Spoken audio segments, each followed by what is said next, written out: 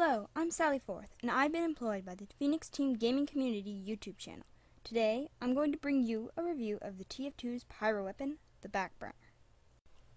Today's video will bring you stats of the Backburner, pros and cons of using the Backburner, common strategies, and pressure to send your replays to pgc@phoenixteam.net. Do it! To the review. The Backburner is a pyro weapon and is equipped in the first weapon slot. It, obviously, is a flamethrower. The Backburner looks nearly identical to the original flamethrower except for a jagged piece of metal with a glaring eyeball attached. It provides plus 10% initial damage and guaranteed critical hits when used to attack from behind.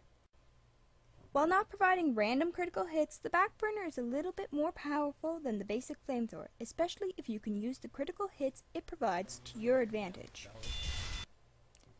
This soldier made the mistake of having his back to a pyro with a Backburner, aka me. As a result, he was burned alive.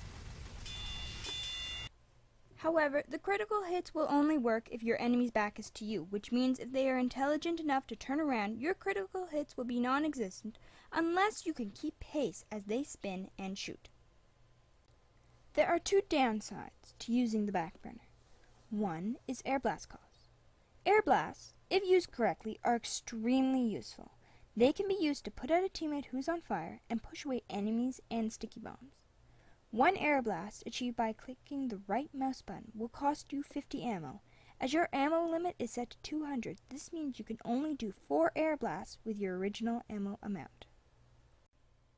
If you're the type of pyro who uses their air blast option, you need to be able to replenish your ammo if you want to use your air blast feature. Make sure you're around resupply lockers, fallen weapons, ammo packets, or dispensers.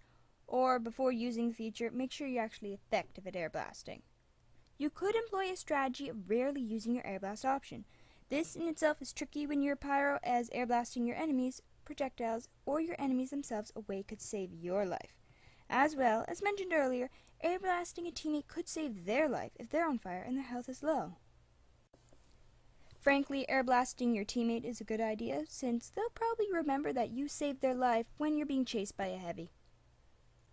However, the cost of an air blast can provide a small dilemma. Should I push away enemies who are closing in on me and my teammate? Should I put out my teammate, or should I set the enemy on fire to try and kill them, or to focus their interest elsewhere? The choice is yours. The secret fourth option is to abandon your teammate and head for the hills. I'd recommend practicing with a different flamethrower, such as the original or the degreaser, as these two will use the basic air blast cost, which is 20 ammo.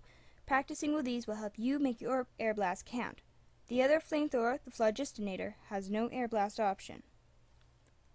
The second downside of using the Backburner is the public image. You'll be mocked, not taken seriously, and most likely be insulted for using the Backburner. Due to the increased air blast costs, most Backburner pyros tend to not use their air blast option, leading many of their teammates, both burning and non-burning, to view them as short-lived, attack-only pyros, also known as newbie. Another reason why most people don't take the Backburner seriously is the image of it being overpowered due to the extra 10% damage. The public seems to favor the degreaser due to the quick weapon switch, which enables the user to set an enemy on fire, then switch over to their melee weapon, which they can use to hack the enemy into pieces. This strategy of weapon switching is looked on more favorably, mostly because a pyro who uses their other weapons is seen as skilled and not just some idiot who only uses WM1, walk and fire. WM1 is not seen as a real strategy by most, as it is mostly used by noob pyros, often new or lazy, or those who don't like to air blast. I myself am guilty of WM1, but that's just mostly because I'm an idiot who enjoys charging into frays and being stupid. Don't use that strategy unless you're suicidal. I usually die. Common strategies of the Backburner. After experimenting with the Backburner and watching other people experiment with the Backburner, I've noticed two common strategies. One is WM1. As mentioned above, WM1 is the act of running and just using your flamethrower. A crude strategy, but can be effective if you are quick to run away. Often you can just run into a group of enemies, set them on fire, and then take off.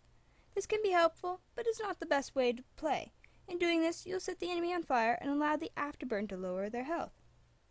Another strategy I've observed as a backburner wielding pyro is sneaking up. This is my favorite strategy to use, mostly because it really takes advantage of the critical hits you get when you attack from behind. What this happens if you manage to sneak up on an enemy, they'll go down pretty darn fast. It's an obvious strategy, but the true trick of this strategy is to find ways to use whatever map you're on to your advantage. Jumping off ledges behind enemies and running upstairs before leaping back down are just ways to get behind them. A good pyro is a clever pyro. In the end, whatever pyro weapon you choose to use is your choice. Each flamethrower offers its own style, and you should find the one that suits you or the situation you find yourself in the most. The backburner is good for sneaking up, being mocked, and leaving your teammates to burn to death, possibly.